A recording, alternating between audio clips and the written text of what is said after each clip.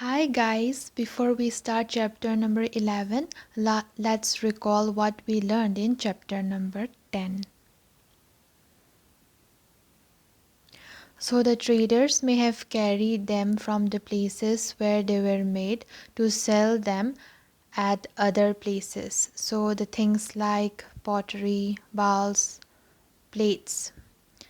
So they may have been transported from one place to another by the traders. In South India, it's famous for gold, spices, especially pepper, and precious stones. Pepper was particularly valued in the Roman Empire, so much so that it was known as black gold. Traders carried many of these goods to Rome in ship across the sea and by land in caravans. There must have been quite a lot of trade, as many Roman gold coins have been found in South India.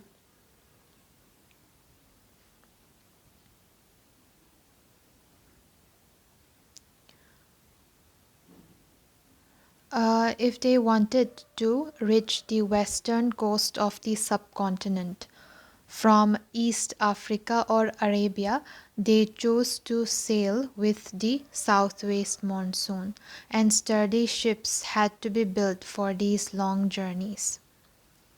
The southern half of the subcontinent is marked by a long coastline and with hills, plateaus, and river valleys. Amongst the river valleys, that of the Kaveri is the most fertile. Chiefs and kings who controlled the river valleys and the coast became rich and powerful. Sangam poems mention the Movendar. This is a Tamil word meaning three chiefs, used for the heads of three ruling families: the Cholas, Cheras, and Pandyas, who became powerful in South India around 2300 years ago. Each of the three chiefs had two centers of power, one inland and one on the coast. Of these six cities, two were very important: Puhar or Kaveri Patnam, the port of the Cholas, and Madurai, the capital of the Pandyas. So number one is Puhar or Kaveri Patnam, and the second one is Madurai. The chiefs did not collect regular taxes. Instead, they demanded and received gifts from the people. They also went on military expeditions and collected tribute from neighboring areas. They kept some of the wealth and distributed the rest amongst their supporters, including members of their family, soldiers, and poets. Many poets whose compositions are found in the Sangam collection composed poems in praise of chiefs who often rewarded them with precious stones, gold, horses, elephants, chariots, and fine cloth. Around 200 years later, a dynasty known as the Satavahanas became powerful in western India. The most important ruler of the Satavahanas was Gautamiputra Sri Satakarni. We know about him from an inscription composed by his mother, Gautami Balashri. He and other Satavahana rulers were known as lords of the Dakshinapath, literally the route leading to the south, which was also used as a name for the entire southern region. He sent his army to the eastern, western, and southern coast. The rich, glossy colors of silk, as well as its smooth texture, make it a highly valued fabric in most societies. Making silk is a complicated process. Raw silk has to be extracted from the cocoons of silkworms, spun into thread, and then woven into cloth. Techniques of making silk were first invented in China around 7,000 years ago. While the methods remained a closely guarded secret for thousands of years, some people from China who went to distant lands on foot, horseback, and on camels carried silk with them. The paths they followed came to be known as the Silk Route. About 2000 years ago, wearing silk became the fashion amongst rulers and rich people in Rome. It was very expensive as it had to be brought all the way from China along dangerous roads through mountains and deserts. Some kings tried to control large portions of the Silk Route. This was because they could benefit from taxes, tributes, and gifts that were brought by traders traveling along the route. In return, they often protected the traders who passed through their kingdoms from attacks by robbers. The best known of the rulers who controlled the Silk Route were the Kushanas, who ruled over Central Asia and northwest India around 2000 years ago. Their two major centers of power were Peshawar and Mathura. Taxila was also included in their kingdom. During their rule, a branch of the Silk Route extended from Central Asia down to the seaports at the mouth of the river Indus, from where silk was shipped westwards to the Roman Empire. The Kushanas were amongst the earliest rulers of the subcontinent to issue gold coins. The most famous Kushana ruler was Kanishka, who ruled around 1900 years ago. He organized a Buddhist council where scholars met and discussed important matters. Ashvaghosha, a poet who composed a biography of the Buddha, the Buddha Charita, lived in his court. Ashvaghosha and other Buddhist scholars now began writing in Sanskrit. A new form of Buddhism known as Mahayana Buddhism now developed. This had two distinct features. Earlier, the Buddha's presence was shown in sculpture by using certain signs. For instance, his attainment of enlightenment was shown by sculptures of the peepal tree. Now, statues of the Buddha were made. Many of these were made in Mathura, while others were made in Takshila. The second change was a belief in bodhisattvas. These were supposed to be persons who had attained enlightenment. Once they attained enlightenment, they could live in complete isolation and meditate in peace. However, instead of doing that, they remained in the world to teach and help other people. The worship of bodhisattvas became very popular and spread throughout Central Asia, China, and later to Korea and Japan.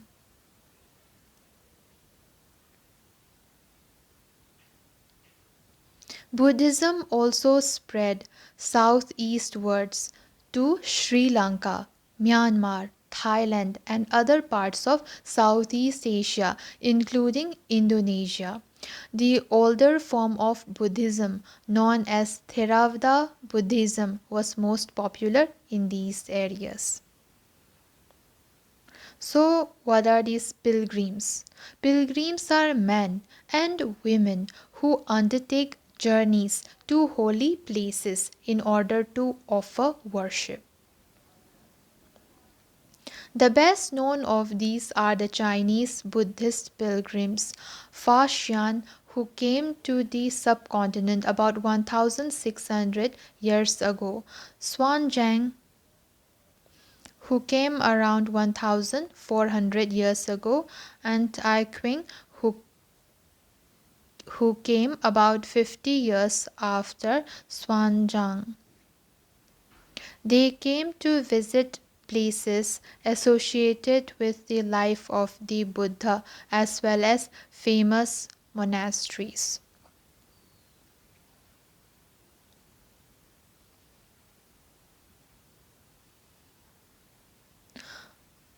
Xuanzang, who took the land route back to China through the northwest and Central Asia, carried back with him statues of the Buddha made of gold, silver, and sandalwood, and over 600 manuscripts loaded on the backs of 20 horses.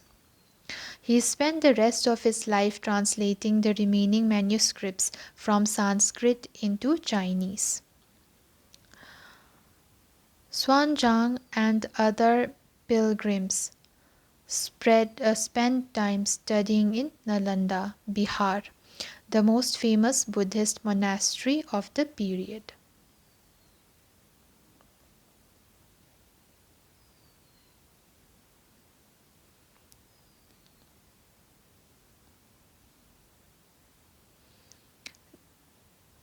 This was the time when the worship of certain deities, which became a central feature of later Hinduism, gained in importance. These deities included Shiva, Vishnu, and goddesses such as Durga.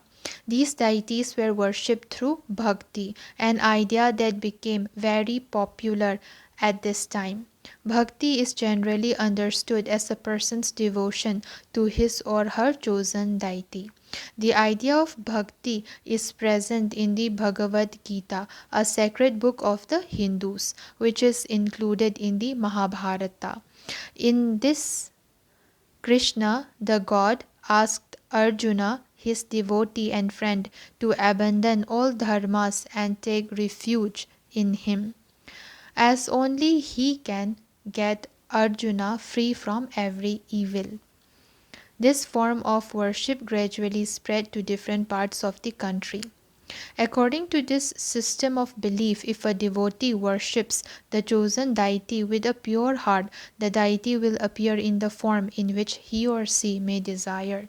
So the deity could be thought of as a human being, lion, tree, or any other form. So bhakti. Bhakti comes from the Sanskrit term bhaj, meaning to divide or share. This suggests an intimate two-way relationship between the deity and the devotee. Bhakti is directed towards Bhagavat, which is often translated as God, but also means one who possesses and shares bhaga, literally good fortune or bliss. The devotee, known as the Bhakt or the Bhagavata, shares his or her chosen deity's bhaga.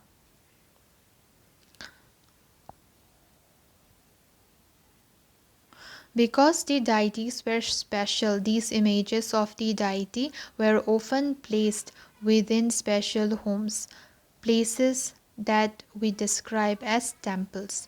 Bhakti inspired some of the best expressions in art, in sculpture, in poetry, and in architecture. The word Hindu, like the term India, is derived from the river Indus. It was used by Arabs and Iranians to refer to people who live in the east of the river and to their cultural practices, including religious beliefs. About 2000 years ago, Christianity emerged in West Asia. Jesus Christ was born in Bethlehem, which was then part of the Roman Empire. Christ's teachings were that he was the savior of the world. He also taught people to treat others with love and trust others just as they themselves wanted to be treated. Christ's teachings appealed to ordinary people and spread through West Asia, Africa, and Europe. The Christians of Kerala, known as Syrian Christians because they probably came from West Asia, are amongst the oldest Christian communities in the world. So that's all for chapter 10. Let's start chapter 11. Chapter 11, New Empires and Kingdoms. Arvind plays a king. Arvind had been chosen to act as a king in the school play.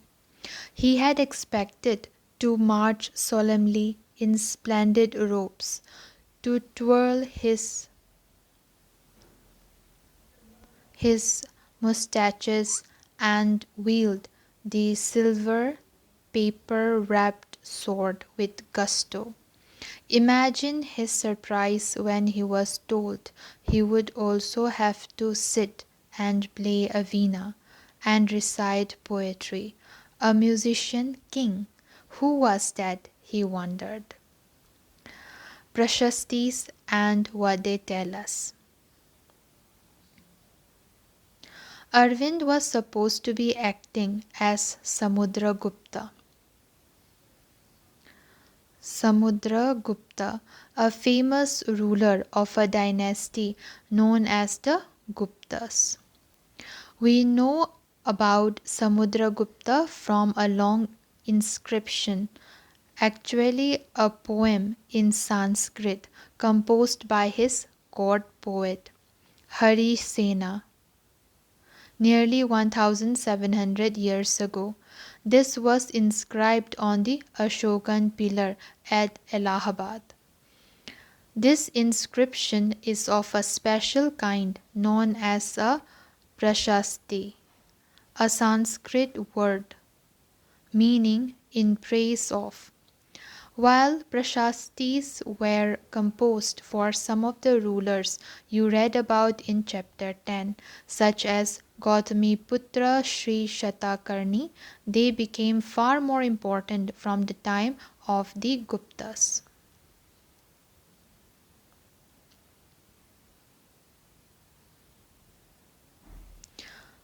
Samudragupta's Prashasti. Let us see what Samudragupta's Prashasti tells us.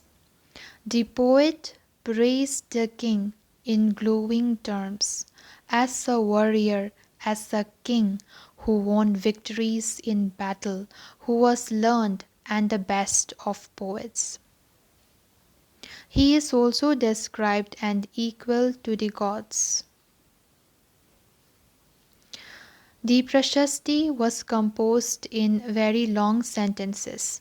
Here is part of one such sentence. Samudragupta, the warrior, whose body was most charming, being covered with the plenteous beauty of the marks of hundreds of scars caused by battle axes, arrows, spikes, spears, barbed darts, swords, iron clubs, javelins, barbed arrows, long arrows, and many other weapons. What does this describe? What does this description tell us about the king and also about how kings fought wars? If you look at map 7, you will notice an area shaded in green. You will also find a series of red dots along the east coast, and you will find areas marked in purple and blue as well. This map is based on the information provided in the Prashanti. Harisena describes 4 different kinds of rulers and tells us about Samudragupta's policies towards them.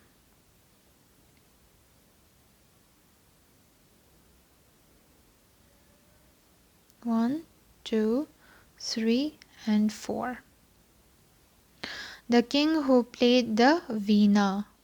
Some other qualities of Samudragupta are shown on coins, such as this one, where he is shown playing the veena. Number 1. The rulers of Arya Verta, the area shaded in green on the map. Here there were 9 rulers who were uprooted and their kingdoms were made a part of Samudragupta's empire. The rulers of Dakshinapath, here there were 12 rulers, some of whose capitals are marked with red dots on the map. They surrendered to Samudragupta after being defeated and he then allowed them to rule again. The inner circle of neighboring states, including Assam, coastal Bengal, Nepal, and a number of Ganasang in the northwest, marked in purple on the map. They brought tribute, followed his orders, and attended his court. The rulers of the outlying areas, marked in blue on the map, perhaps the descendants of the Kushanas and Shakas, and the ruler of Sri Lanka, who submitted to him and offered daughters in marriage. Find Prayaga, the old name of Allahabad, Ujjain, and Patliputra, Patna on the map. These were important centers of the Gupta rulers. What was the difference between the way in which Samudragupta treated the rulers of Aryavarta and Dakshinapat? Can you suggest any reasons for this difference? So Prayaga, Patliputra, and Ujjain.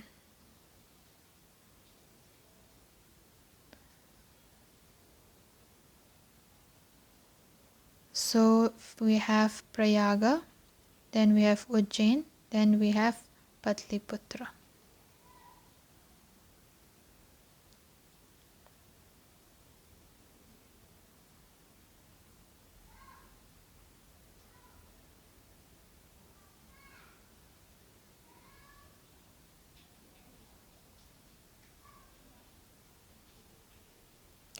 Genealogies.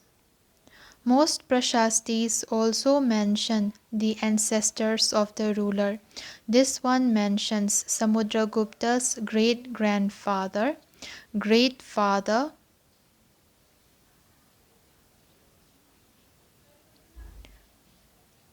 okay. This one mentions Samudragupta's great-grandfather, grandfather, father, and mother. His mother, Kumari Devi, belonged to the Lachavi Gana, while his father, Chandragupta, was the first ruler of the Gupta dynasty to adopt the grand title of Maharaj Adhiraja, a title that Samudragupta also used. His great-grandfather and grandfather are mentioned simply as Maharaj. It seems as if the family gradually rose to importance. Arrange these titles in order of importance: Raja, Maharaj, Adhiraja, Maharaja. So I think the first one would be Maharaj Adhiraja, then Maharaja, then Raja.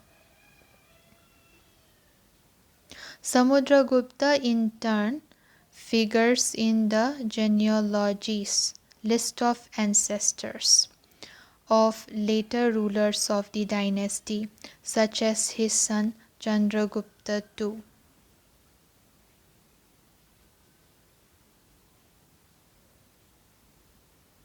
We know about him from inscriptions and coins.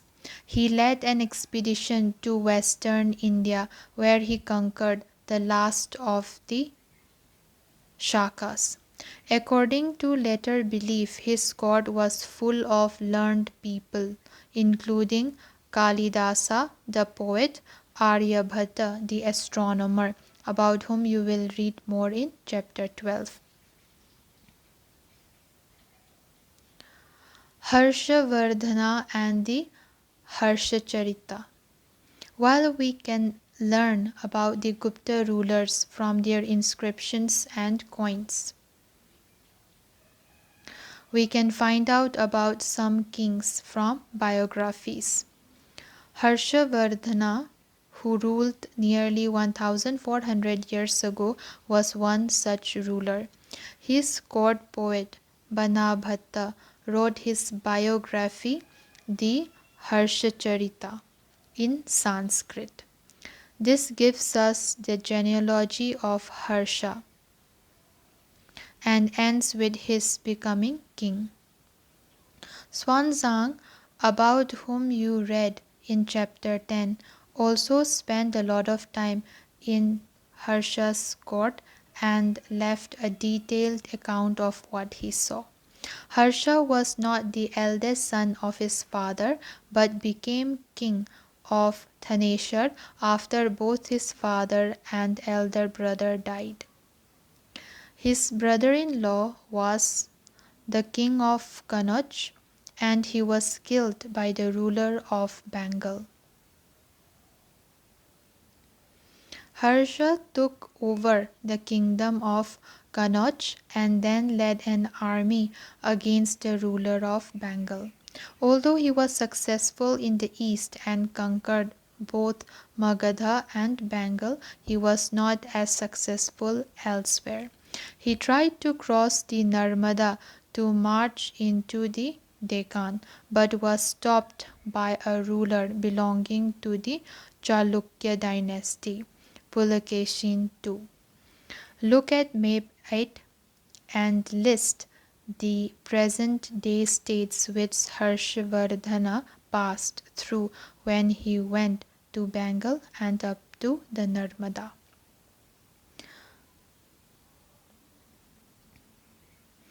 The Pallavas, Chalukyas and Pulakesins Prashasti. The Pallavas and Chalukyas were the most important ruling dynasties in South India during this period.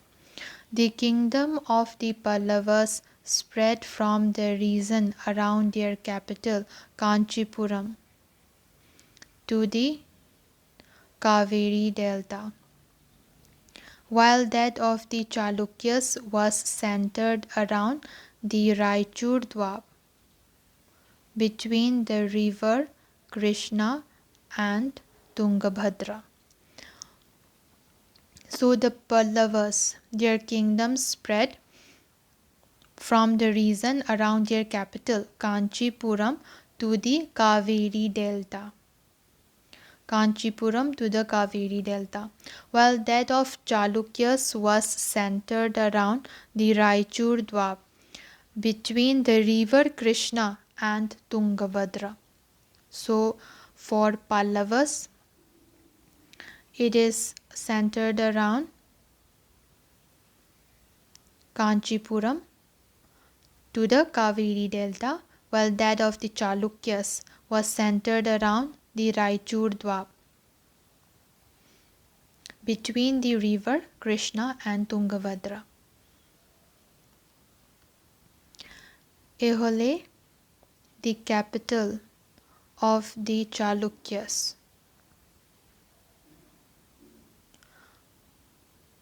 was an important trading center.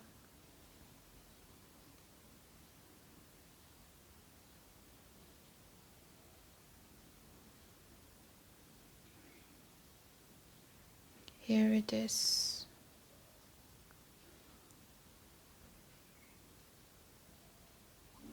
So Ehole, Chalukya, Pallavas, Kanchipuram.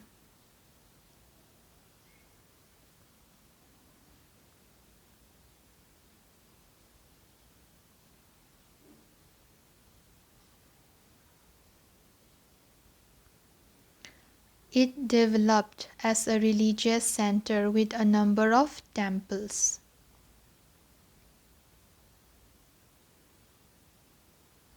The Pallavas and Chalukyas frequently raided one another's lands, especially attacking the capital cities, which were prosperous towns.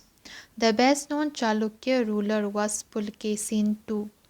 We know about him from a Prashasti composed by his court poet Ravi Kirti. This tells us about his ancestors who are traced back through 4 generations from father to son. Pulkesin evidently got the kingdom from his uncle. According to Ravi Kirti, he led expeditions along both the west and the east coast. Besides, he checked the advance of Harsha. There is an interesting play of words in the poem. Harsha means happiness. The poet says that after this defeat, Harsha was no longer Harsha. Pulikesin also attacked the Pallava king who took shelter behind the walls of Kanchipuram. But the Chalukya victory was short-lived. Ultimately, both the Pallava and the Chalukyas gave way to new rulers belonging to the Rashtrakuta and Chola dynasties, about which you will study in class 7. Who were the other rulers who tried to control the coast and why? How were these kingdoms administered? As in the case of earlier kings, land revenue remained important for these rulers. And the village remained the basic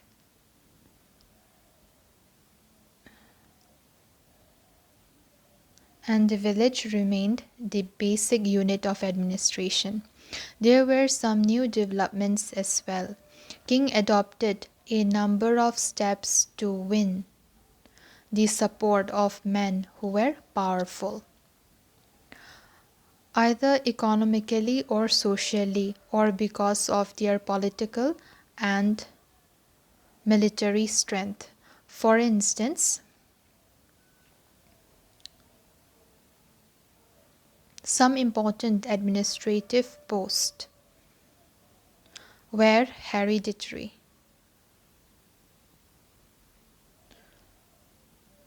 This means that sons succeeded fathers to these posts. For example, the poet Harisena was a Mahadanda Nayaka or chief judicial officer like his father.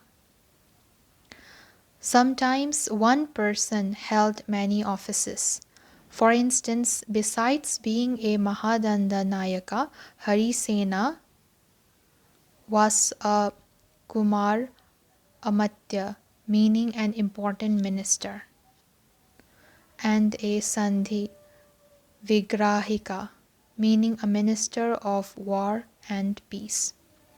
Besides, important men probably had a say in local administration.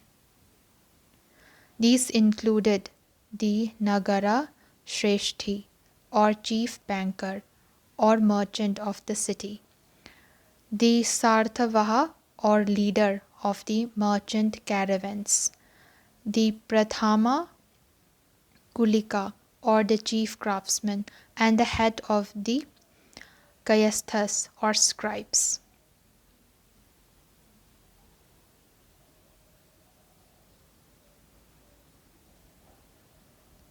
These policies were reasonably effective, but sooner or later some of these powerful men grew strength enough to set up independent kingdoms. What do you think may have been the advantages and disadvantages of having hereditary officers? A new kind of army. Like earlier rulers, some of these kings maintained a well-organized army with elephants, chariots, cavalry, and foot soldiers. Besides, there were military leaders who provided the king with troops whenever he needed them. They were not paid regular salaries. Instead, some of them received grants of land. They collected revenues from the land and used this to maintain soldiers and horses and provide equipments for warfare. These men were known as Samanta. Whenever the ruler was weak, Samantas tried to become independent. Assemblies in the southern kingdoms. The inscriptions of the Pallavas mentioned a number of local assemblies. These included the Sabha, which was an assembly of Brahmin landowners. This assembly functioned through subcommittees, which looked after irrigation, agricultural operations, making roads, local temples, etc. They are of a village assembly found in areas where the landowners were not Brahmins. And the Nagaram was an organization of merchants. It is likely that these assemblies were controlled by rich and powerful landowners and merchants. Many of these local assemblies continue to function for centuries. The inscriptions of the Pallavas mention a number of local assemblies. The first one is Sabha, which was an assembly of Brahmin landowners. These assembly functioned through subcommittees which looked after irrigation, a subcommittee for irrigation, agricultural operations subcommittee, making roads subcommittee, local temples subcommittee, etc. The second one is which was a village assembly found in areas where the landowners were not Brahmins. The first Sabha were for Brahmin landowners. Second one is for landowners which were not Brahmins. And the Nagaram was an association of merchants. This is the third assemblies or association. It is likely that these assemblies were controlled by rich and powerful landowners and merchants. Many of these local assemblies continue to function for centuries. Ordinary people in the kingdoms. We can catch an occasional glimpse of the lives of ordinary people from plays and other accounts. Let us look at some of these. Kalidasa is known for his plays depicting life in the king's court. An interesting feature about these plays is that the king and most Brahmins are shown as speaking Sanskrit, while women and men other than the king and Brahmins use Prakrit. His most famous play, Abhijnana Shakuntalam,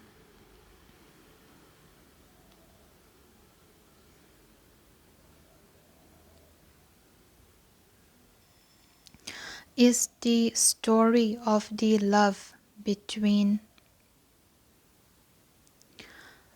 King Dushyanta and a young woman named Sakuntala. We find an interesting description of the plight of a poor fisherman in this play.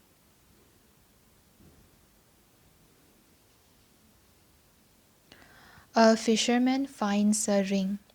A fisherman found a precious ring which the king had given to Sakuntala, but which had been accidentally swallowed by a fish.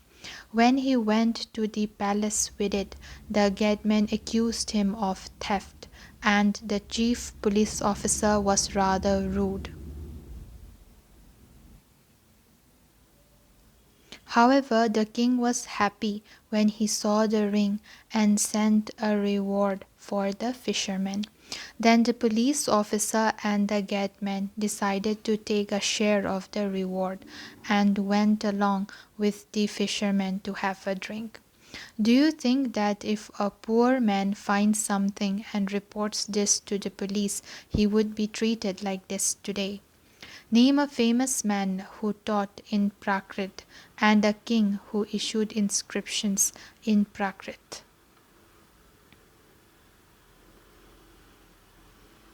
The Chinese pilgrim Fa Xian noticed the plight of those who were treated as untouchables by the high and mighty. They were expected to live on the outskirts of the city.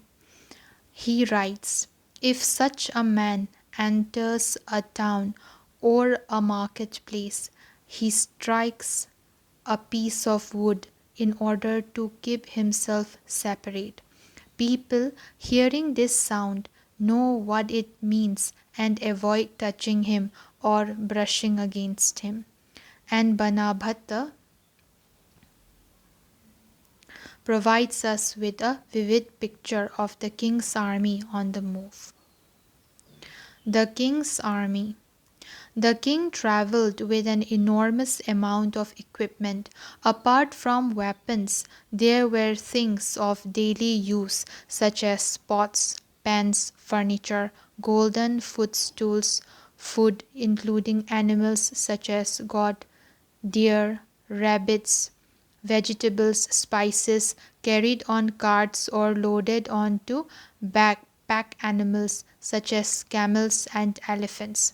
This huge army was accompanied by musicians beating drums and others playing horns and trumpets.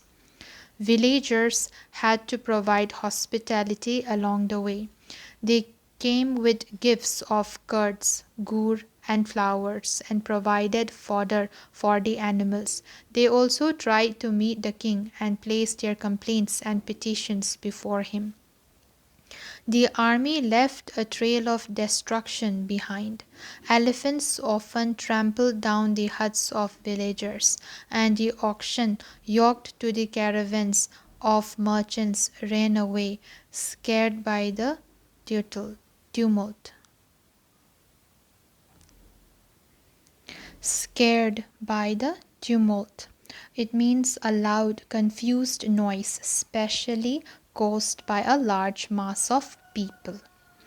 So, as Bhanabhatta says, the whole world was swallowed up in dust.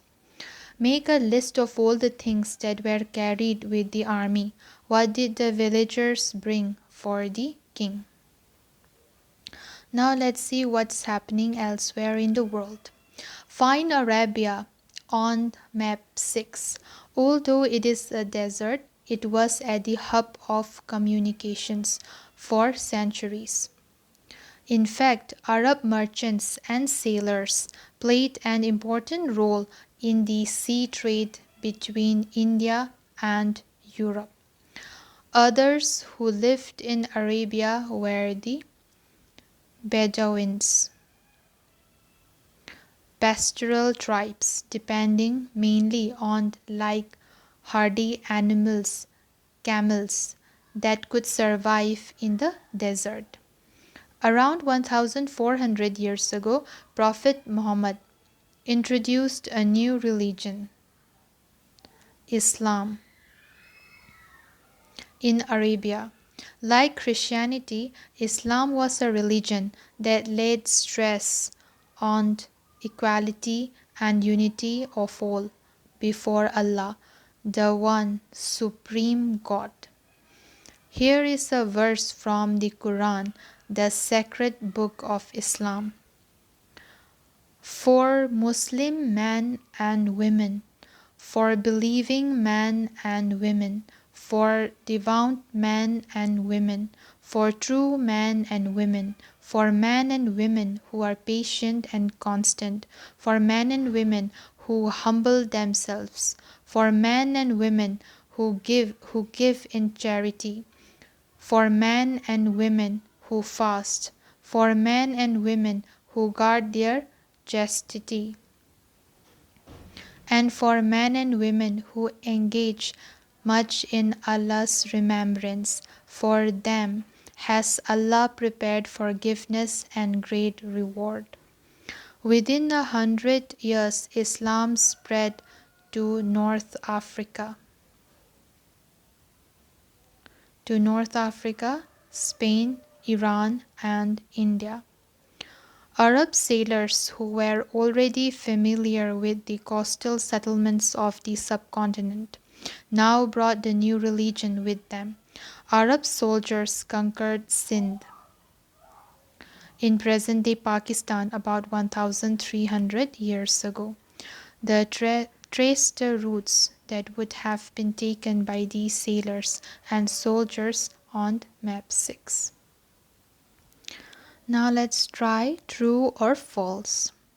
Harishena composed a prashasti in praise of Gautami Putra Sri Satakarni. This is false. It would be for Samudragupta. The rulers of Arya Verta brought tribute for Samudragupta. It's false. They did not bring tribute. There were 12 rulers in Dakshinapat. It's true. Takshila and Madurai were important centers under the control of the Gupta rulers. It's false. Important centers were Prayaga, Ujjain and Patliputra. Ehole was the capital of the Pallavas. It's false. Local assemblies functioned for several centuries in South India. It's true. So keywords are Prashasti, Aryavarta, Dakshinapat, genealogy, then hereditary officer, Samanta, assembly, Nagaram. Important dates. Beginning of the Gupta dynasty about 1700 years ago. The rule of Harshavardhana about 1400 years ago. So Gupta dynasty was before Harshavardhana's rule. Okay then guys, thank you for watching my video. See you in my next video. Bye.